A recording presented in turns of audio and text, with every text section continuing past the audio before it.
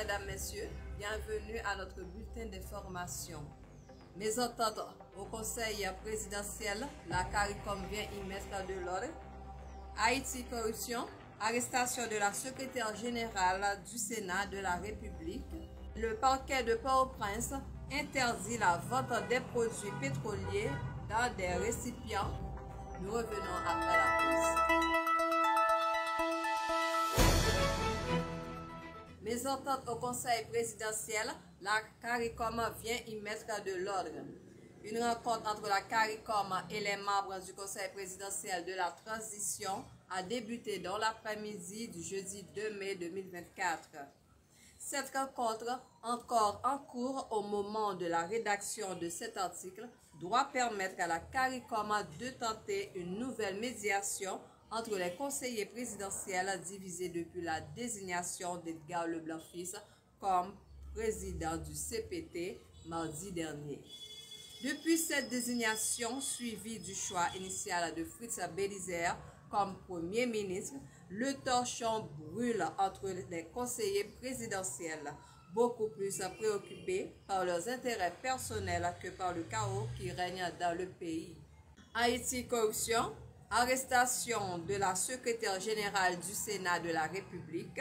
La secrétaire générale du Sénat de la République, Marie-Nelly Verpil-Boyer, a été arrêtée le jeudi 2 mai 2024. Elle a été arrêtée à la suite de son audition par le juge instructeur Merlan Bélabre dans le cadre du dossier de corruption dévoilé par l'unité de lutte contre la corruption sur l'octroi des cartes de débit et la gestion des biens au Sénat.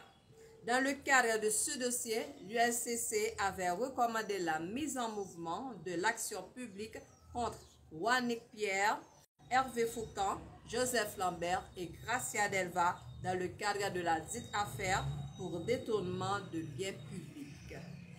Le parquet de Port-au-Prince interdit la vente des produits pétroliers dans les récipients. Le parquet de Port-au-Prince a pris une mesure radicale pour contrôler la vente illicite des produits pétroliers dans la capitale haïtienne. Le parquet a annoncé l'interdiction formelle de la vente de carburant dans les récipients sur la voie publique.